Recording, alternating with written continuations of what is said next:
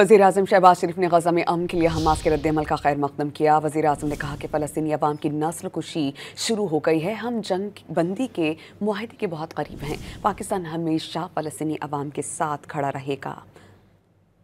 वज़ीर-ए-आज़म शहबाज शरीफ ने समाजी राबते की वेबसाइट एक्स पर जारी करदा पैगाम में अमरीकी सदर डोनाल्ड ट्रंप के साथ कतरी, सऊदी अरब, मुत्तहिदा अरब अमारात, तुर्की, उर्दन, मिस्र और इंडोनेशिया की क़यादत का शुक्रिया अदा किया, जिन्होंने मसला फ़लस्तीन के हल के लिए अक़वाम मुत्तहिदा की जनरल असम्बली के मौके पर सदर डोनाल्ड ट्रंप से कहा कि और उनसे मुलाकात की।